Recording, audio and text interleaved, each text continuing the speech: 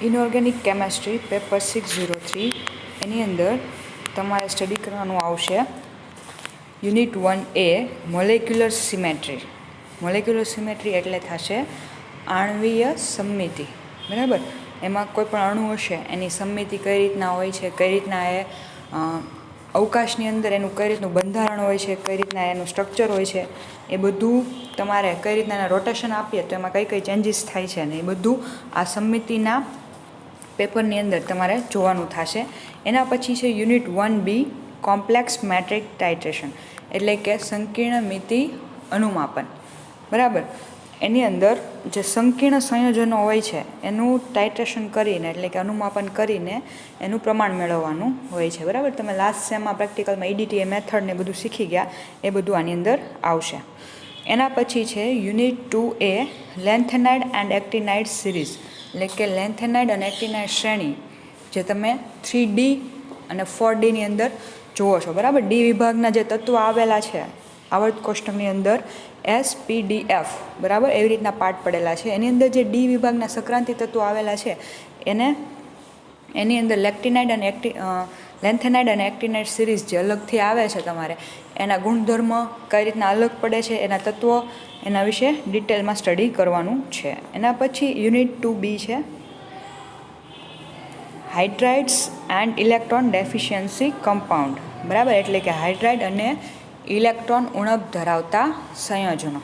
એની અંદર તમે હાઇડ્રોજન અને હાઇડ્રોજન સાથે સંયોજાય અને ધાતુ તત્વ જે હાઇડ્રાઇડ બનાવે છે એના વિશેની માહિતી મેળવવાની છે અને બીજા તત્વોની વિશેની એનું સ્ટ્રક્ચર અને જોવાનું છે. એના પછીનું યુનિટ 3 છે zero group element. Zero group elements શૂન્ય સમૂહના તત્વ. શૂન્ય સમૂહના તત્વ એટલે આમાં કયો સમૂહ આવશે?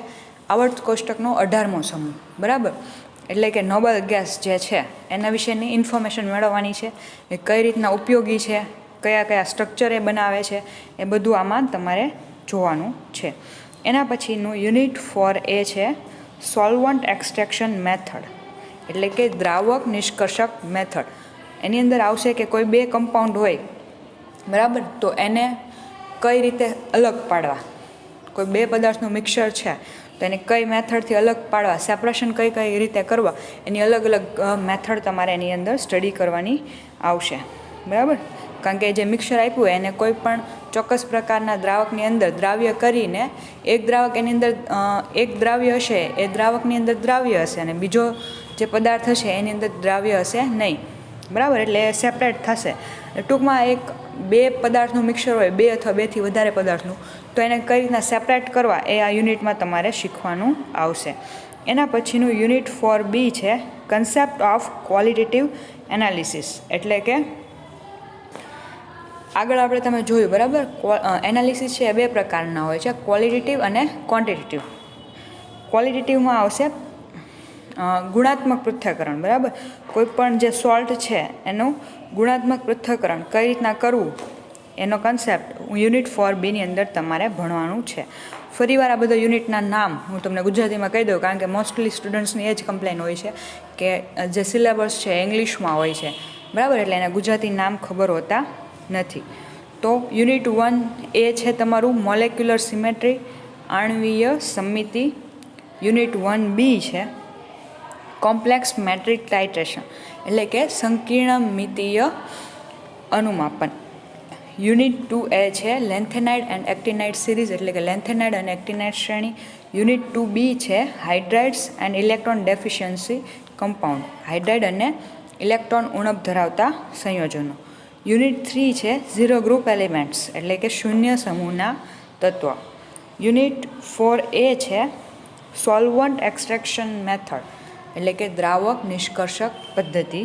યુનિટ 4B છે કન્સેપ્ટ ઓફ ક્વોલિટેટિવ એનાલિસિસ એટલે કે ગુણાત્મક પૃથ્થકરણનો સિદ્ધાંતો. બરાબર, તો આ રીતના તમારું ઇનઓર્ગેનિકનું પેપર છે એનો સિલેબસ છે. અને આજે આપણે hydride unit 2B hydride and electron deficiency compound A start કરશું અને એના વિશેની માહિતી મેળવીશું. હેલો એવરીવન, આજે આપણે ઇનઓર્ગેનિક કેમેસ્ટ્રી પેપર નંબર 603 એની અંદર unit 2B hydrides and electron deficient compounds, બરાબર. એનું ગુજરાતી જોઈ લઈએ હેડિંગનું, તો થશે હાઇડ્રાઇડ અને ઇલેક્ટ્રોન ઉણપ ધરાવતા સંયોજનો, બરાબર. નોર્મલી તમને આ ઇંગ્લિશને લઈને તકલીફ હોય છે કે સિલેબસમાં તમને ઇંગ્લિશ આપેલું હોય ટોપિકનું, ગુજરાતી આવડતું હોતું નથી, બરાબર. તો આ વખતે હું તમને જે તે ટોપિક કરાવીશ એની સાથે એનું ગુજરાતી પણ કરતી જઈશ, એટલે વસ્તુ ખાસ તમે નોટ કરીને રાખજો. યુનિટ 2B છે હાઇડ્રાઇડ અને ઇલેક્ટ્રોન ઉણપ ધરાવતા સંયોજનો. હવે હાઇડ્રાઇડ આવ્યું એટલે એનો મતલબ એમ થયો કે આમાં કંઈક હાઇડ્રોજન જેવું કંઈક આવશે, બરાબર. તો પહેલાં આપણે હાઇડ્રોજન જોઈ લઈએ. તો તમને ખબર જ છે કે હાઇડ્રોજન તત્વ છે 118 જે તત્વો આપેલા છે પિરિયોડિક ટેબલમાં, બરાબર. એની અંદર એક હાઇડ્રોજન તત્વ જે કેવું છે જે અલગ પ્રકારની બિહેવિયર, અલગ પ્રકારની વર્તણૂક ધરાવે છે. તો હાઇડ્રોજન છે એનો પરમાણુ ક્રમાંક કેટલો છે? 1, બરાબર. તો એની ઇલેક્ટ્રોન રચના કઈ રીતના થશે? 1s1. એટલે કે હાઇડ્રોજનની અંદર એક પ્રોટોન છે ને એક ઇલેક્ટ્રોન છે, બરાબર. એટલે પહેલી ઓર્બિટની અંદર એક ઇલેક્ટ્રોન છે. હવે એનું આપણે દોરીએ તો કઈ રીતના હશે? આ એનું કેન્દ્ર હશે, એની અંદર એક પ્રોટોન હશે અને એની ફરતે જે કક્ષા આવેલી છે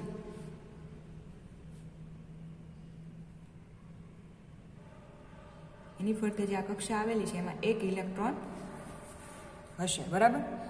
એનો કારણ કે એનો પરમાણુ ક્રમાંક 1 છે, એનો મતલબ એ થયો કે એની અંદર એક પ્રોટોન અને એક ઇલેક્ટ્રોન હશે.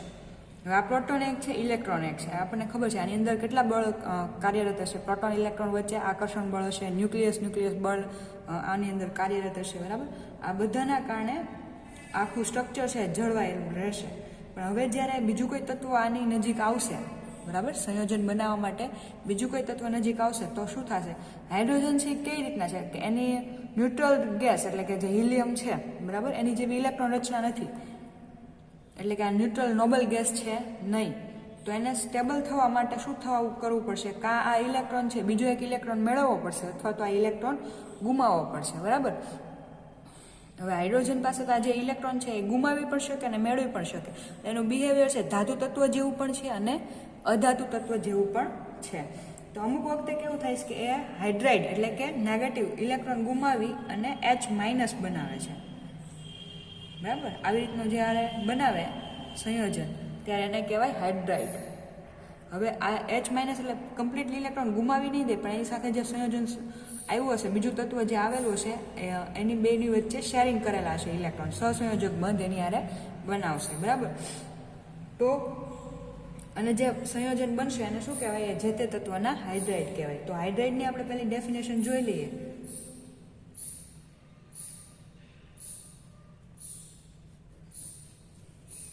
હાઇડ્રાઇડની ડેફિનેશન જોઈએ તો કહેવાય હાઇડ્રોજનના અન્ય તત્વો સાથેના દ્વિઅંગી સંયોજનો જે બને છે એને કહેવાય હાઇડ્રાઇડ. એટલે કે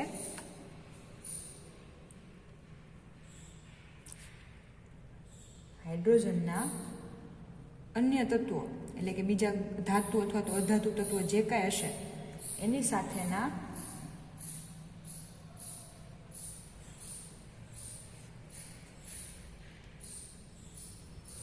દ્વિઅંગી સંયોજનોને હાઇડ્રાઇડ કહે છે, બરાબર. આ છે હાઇડ્રાઇડની ડેફિનેશન. એટલે કે સોડિયમ હોય તો સોડિયમ સાથે હાઇડ્રોજન બનાવે અથવા તો બેરેલિયમ છે તો BH2 બનાવે. આ બધા જે સંયોજન બનાવે છે એને શું કહેવાય? ધાતુ હાઇડ્રાઇડ, બરાબર. સોડિયમ, બેરેલિયમ એ બધી કઈ છે? ધાતુ તત્વ છે. એની સાથે હાઇડ્રોજન જોડાય અને જે કંઈ સંયોજન આ બન્યું એને કહેવાય હાઇડ્રાઇડ કહેવામાં આવે છે. હવે હાઇડ્રોજન તત્વ છે એ ધાતુ અથવા તો અધાતુ એમ બંને પ્રકારના તત્વો સાથે સંયોજાય અને સંયોજન આપે છે, બરાબર. એ તો આપણે જોયું જ છે કે ધાતુ સાથે પણ સંયોજાઈ શકે અને અધાતુ તત્વો સાથે પણ સંયોજન બનાવી શકે છે. આ સંયોજન છે એ જે બને છે એને શું કહેવાય? હાઇડ્રાઇડ કહેવામાં આવે છે. હવે હાઇડ્રોજન છે એ આવર્ત કોષ્ટકના 6B અને 7B, આવર્ત કોષ્ટકની અંદર આવેલા 6B અને 7B સાથે વાયુમય એસિડિક હાઇડ્રાઇડ બનાવે છે, બરાબર. એના હાઇડ્રાઇડ હશે કેવા છે? ગેસિયસ ફોર્મમાં હશે. પછી નાઇટ્રોજન અને ફોસ્ફરસ જેવા અધાતુ તત્વો હશે એની સાથે વાયુમય બેઝિક હાઇડ્રેટ બનાવે છે. અને boron, gallium, silicon, germanium, arsenic, bismuth જેવી અર્ધધાતુ તત્વો છે એની સાથે વાયુમય તટસ્થ હાઇડ્રાઇડ બનાવે છે. જ્યારે આલ્કલી ધાતુ એટલે કે કેલ્શિયમ છે, સ્ટ્રોન્શિયમ છે,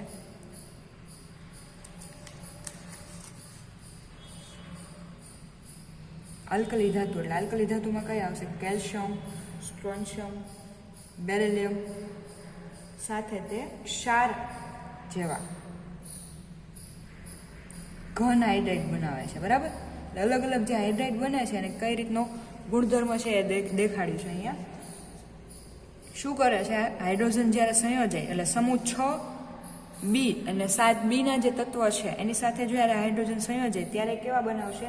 વાયુમય એસિડિક હાઇડ્રાઇડ બનાવે છે. બરાબર, નાઇટ્રોજન અને ફોસ્ફરસ જેવી અધાતુ તત્વો, નાઇટ્રોજન અને ફોસ્ફરસ કેવા છે? અધાતુ તત્વ છે.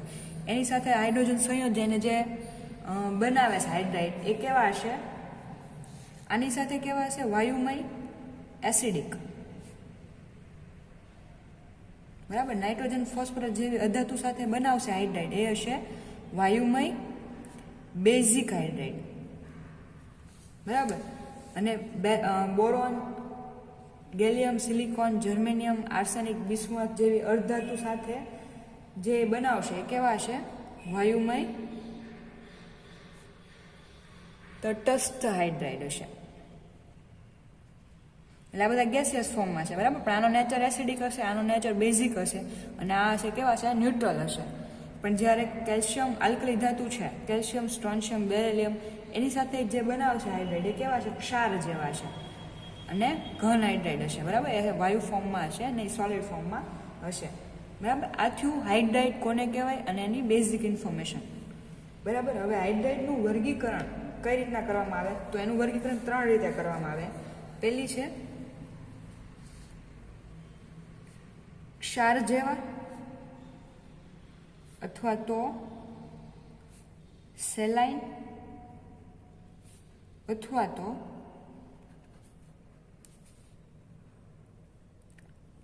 Ionic hydride. બરાબર, ક્ષાર જેવા અથવા તો સેલાઇન અથવા તો આયોનિક હાઇડ્રાઇડ. ઇંગ્લિશમાં એને કહે તો સોલ્ટ લાઇક ઓર સેલાઇન ઓર આયોનિક હાઇડ્રાઇડ. સેકન્ડ છે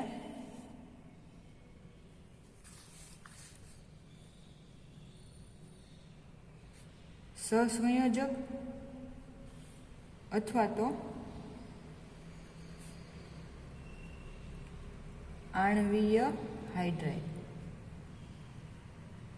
બરાબર, સહસંયોજક અથવા તો આણ્વીય હાઇડ્રાઇડ. અને ત્રીજું છે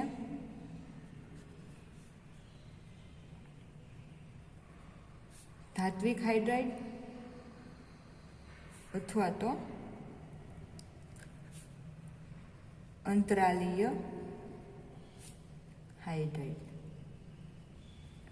ધાત્વિક હાઇડ્રાઇડ અથવા તો અંતરાલીય હાઇડ્રાઇડ. બરાબર, એટલે આ બધા પ્રકાર શેના આધારે પડે છે? કે હાઇડ્રોજન પરમાણુ જે છે, બરાબર, હાઇડ્રોજન તત્વ છે બીજા કયા તત્વ સાથે અને કઈ રીતે જોડાય છે અને કઈ રીતના હાઇડ્રાઇડ બનાવે છે એના આધારે એના 3 પ્રકારમાં વર્ગીકરણ થાય છે. પહેલું છે ક્ષાર જેવા અથવા તો સેલાઇન અથવા તો આયોનિક હાઇડ્રાઇડ.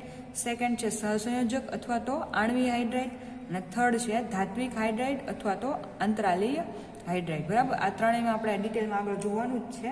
હવે એક્ઝામમાં છે તમને ક્વેશ્ચન્સ પૂછી શકે કે હાઇડ્રાઇડ એટલે શું અને હાઇડ્રાઇડનું વર્ગીકરણ સવિસ્તાર સમજાવો. બરાબર, તો એની બનાવટ આવશે, એના ગુણધર્મ આવશે, ઉપયોગો પણ આવશે. એટલે આ આખો જે ક્વેશ્ચન છે 12 અથવા તો 15 માર્ક્સની અંદર તમને પૂછી શકે છે અને અવારનવાર એક્ઝામમાં પૂછાય છે. બરાબર, એટલે આ ક્વેશ્ચન્સ તમે આઈએમપી કહી શકો. કયો ક્વેશ્ચન હશે? હાઇડ્રાઇડ એટલે શું અને હાઇડ્રાઇડનું વર્ગીકરણ સવિસ્તાર સમજાવો. હવે એનું વર્ગીકરણ આપણે જોઈએ તો પહેલું છે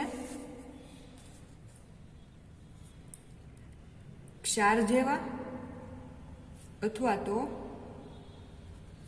સેલાઇન અથવા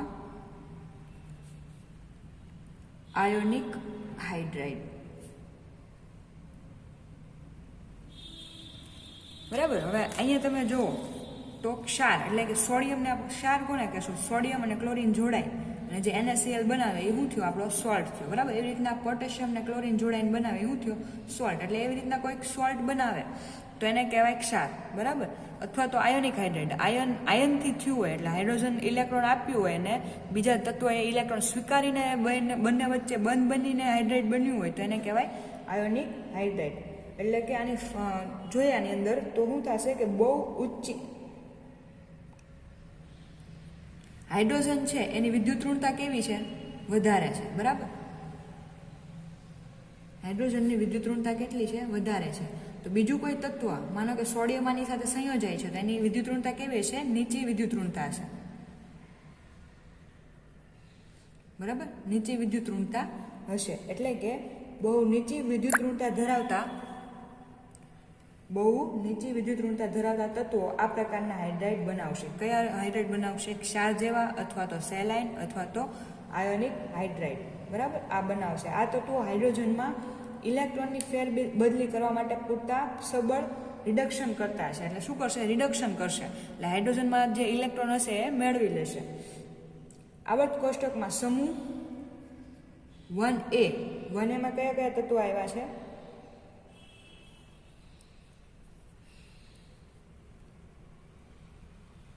લિથિયમ. 1Aના કયા કયા તત્વો છે આપણે જોઈએ તો એની અંદર આવશે લિથિયમ, સોડિયમ, પોટેશિયમ, રૂબેડિયમ અને સીઝિયમ. બરાબર. સમૂહ 1Aના આ તત્વો છે. અને સમૂહ 2A એમાં કયા કયા આવશે? બેરિલિયમ, કેલ્શિયમ, સ્ટ્રોન્શિયમ અને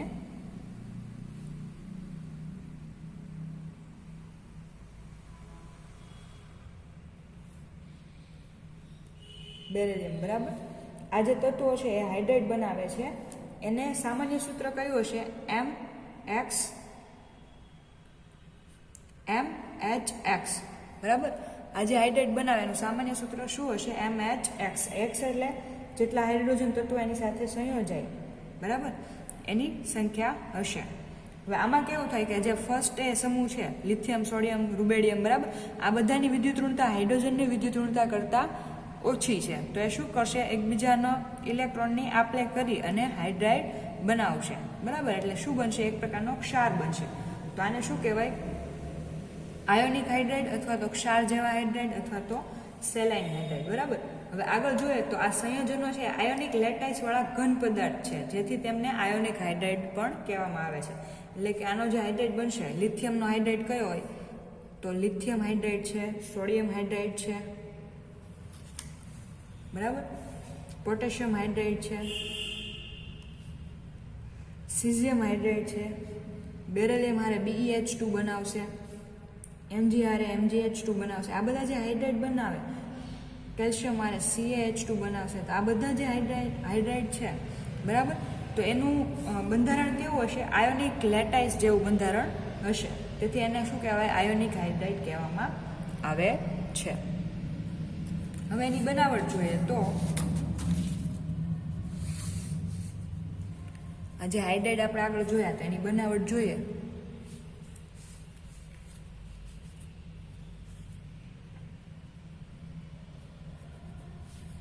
કઈ રીતના બનશે તો આ હાઇડ્રાઇડ છે એ ધાતુ અને હાઇડ્રોજનને ધાતુ અને હાઇડ્રોજનને 150 ડિગ્રી સેલ્સિયસથી 700 ડિગ્રી સેલ્સિયસ જેટલા ઊંચા 150 ડિગ્રી સેલ્સિયસથી 700 ડિગ્રી સેલ્સિયસ જેટલા ઊંચા ઉષ્ણતામાને ગરમ કરીને બનાવવામાં આવે છે. એટલે કે જે સમૂહ 1A અને સમૂહ 2A જે છે એના જે ધાતુ તત્વો છે એને હાઇડ્રોજન હારે રિએક્શન કરવામાં આવે આટલા ઊંચા ટેમ્પરેચર. એટલે આપણે જે તે ધાતુ છે એના હાઇડ્રાઇડ મળે છે. ફોર એક્ઝામ્પલ જોઈએ તો લિથિયમ લઈએ. લિથિયમના 2 અણુ હોય એની સાથે હાઇડ્રોજનનું રિએક્શન થાય કેટલા તાપમાને, તો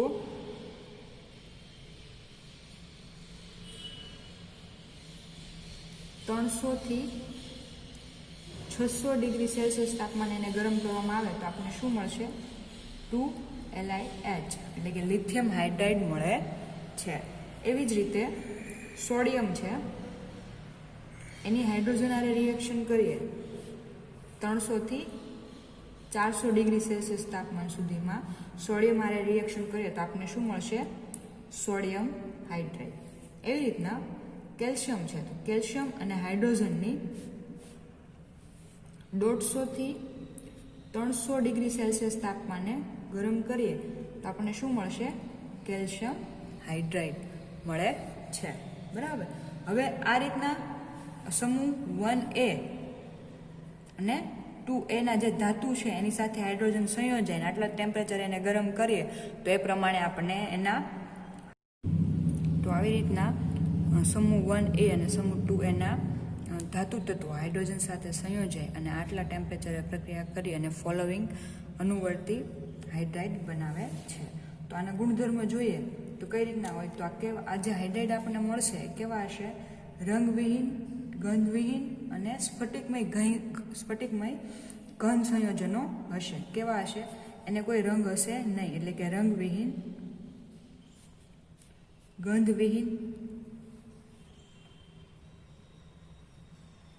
અને સ્ફટિકમય ઘન પદાર્થ હશે.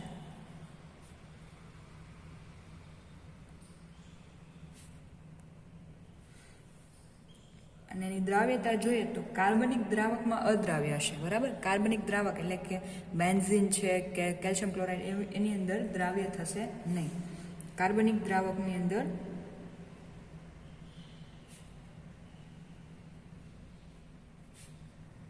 અદ્રાવ્ય છે. આનું ગલનબિંદુ અને ઉત્કલન બિંદુની વાત કરીએ તો આ પ્રકારના જે હાઇડ્રાઇડ બનશે એના ગલનબિંદુ અને ઉત્કલન બિંદુ ઊંચા છે. બરાબર. અને એની વિદ્યુત વાહકતા પણ કેવી હશે? ઊંચી હશે. અને આની જે બનાવટ છે ત્યારે આપણે અહીંયા જોયું કે ટેમ્પરેચર કેટલું રાખવું પડશે? 300 થી 600 ડિગ્રી અથવા તો 150 થી 700 ડિગ્રી સેલ્સિયસ સુધીનું ટેમ્પરેચર રાખવું પડશે. બરાબર. આટલા ટેમ્પરેચરે એની બનાવટ થાય છે તો એનો મતલબ એ થયો કે એની અંદર ઉષ્મા પણ કેવી હશે? વધારે પ્રમાણમાં હશે. હવે આની જે હાઇડ્રાઇડ બન્યા છે, લિથિયમ હાઇડ્રાઇડ અથવા તો સોડિયમ હાઇડ્રાઇડ, એની પાણી સાથે પ્રક્રિયા કરીએ અથવા તો મંદ HCl અથવા તો કોઈ પણ બીજા મંદ એસિડ સાથે પ્રક્રિયા કરીએ જે હાઇડ્રાઇડ મળે છે એની મંદ એસિડ અથવા તો અહીંયા જે આપણને હાઇડ્રાઇડ મળે છે, બરાબર, લિથિયમ હાઇડ્રાઇડ અથવા તો સોડિયમ હાઇડ્રાઇડ અથવા તો કેલ્શિયમ હાઇડ્રાઇડ, જે તે ધાતુના હાઇડ્રાઇડ મળે છે એની પાણી અથવા તો મંદ એસિડ સાથે પ્રક્રિયા કરીએ તો હાઇડ્રોજન છૂટો પડે અને એની અનુવર્તી હાઇડ્રોક્સાઇડ સંયોજનો આપણને મળે છે. એટલે કે લિથિયમ હાઇડ્રાઇડ છે, બરાબર, એની પાણી સાથે આપણે પ્રક્રિયા કરીએ, H2O સાથે પ્રક્રિયા કરીએ તો શું આપણને આપશે? લિથિયમ હાઇડ્રોક્સાઇડ અને H2 વાયુ રિમૂવ થશે. એવી જ રીતના કેલ્શિયમ હાઇડ્રોક્સાઇડ છે, એની પાણી સાથે પ્રક્રિયા કરીએ તો એને અનુવર્તી કેલ્શિયમ હાઇડ્રોક્સાઇડ આપણને મળશે અને હાઇડ્રોજન વાયુ છૂટો પડશે. બરાબર. હવે આવી રીતના એના ગુણધર્મો છે. ઉપયોગો જોઈએ તો ઉપયોગ ક્યાં ક્યાં થશે આનો? ક્ષારી અથવા તો આયનીય હાઇડ્રાઇડ છે અથવા તો સેલાઇન હાઇડ્રાઇડ છે, એનો ઉપયોગ ક્યાં ક્યાં થાય છે? તો પેલું તો મુક્ત ધાતુઓની બનાવટમાં,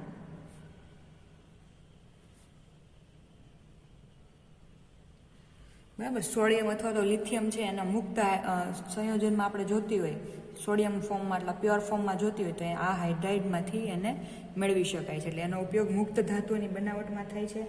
અને સેકન્ડ જોઈએ તો હાઇડ્રોજનની બનાવટમાં.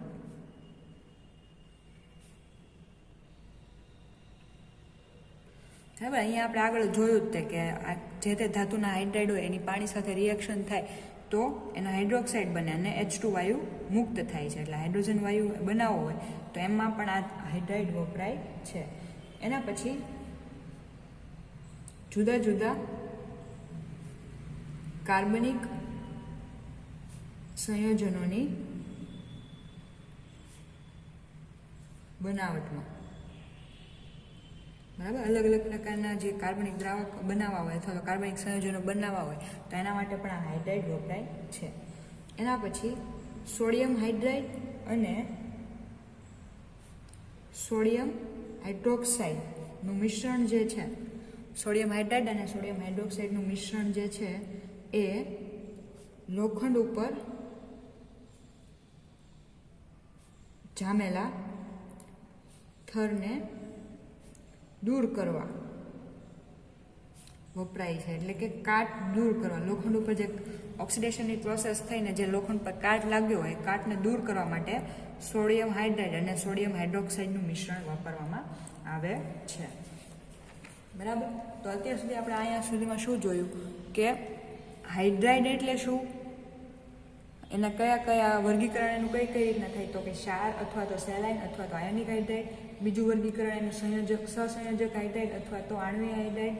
અને ત્રીજું વર્ગીકરણ થશે એનું ધાત્વિક હાઇડ્રાઇડ અથવા તો આંતરાલીય હાઇડ્રાઇડ. બરાબર.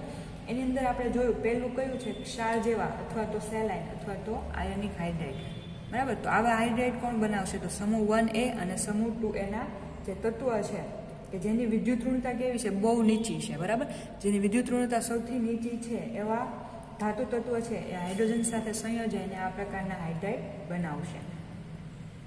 એનું સામાન્ય સૂત્ર જોયું. એના પછી એની બનાવટ જોઈ. તો એની બનાવટ કઈ રીતના થશે, તો જે કાંઈ ધાતુ છે એને હાઇડ્રોજન સાથે, બરાબર, 150 થી 700 ડિગ્રી સેલ્સિયસના ટેમ્પરેચર રેન્જની અંદર, બરાબર, એ જે તે ધાતુ ઉપર ડિપેન્ડન્ટ હશે કે કેટલું ટેમ્પરેચર એમાં જોશે.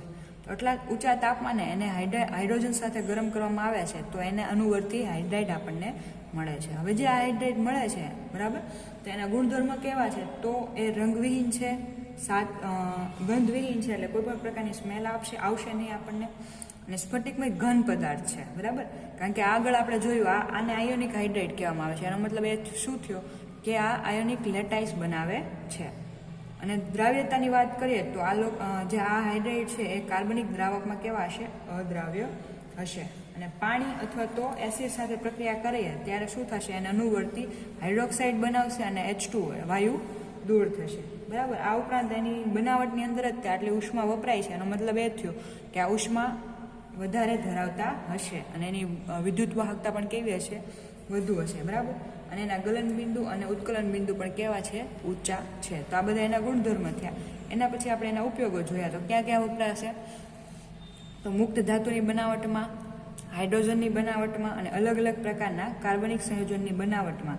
અને સોડિયમ હાઇડ્રાઇડ અને સોડિયમ હાઇડ્રોક્સાઇડનું મિશ્રણ જે છે એ લોખંડ ઉપર જામેલ થર એટલે કે કાટને દૂર કરવા માટે વપરાય છે. બરાબર. હવે આગળ આપણા લેક્ચરમાં આપણે બીજું વર્ગીકરણ સહસંયોજક અથવા આણ્વિક હાઇડ્રાઇડ વિશે ડિટેલમાં જાણીશું. Thank you.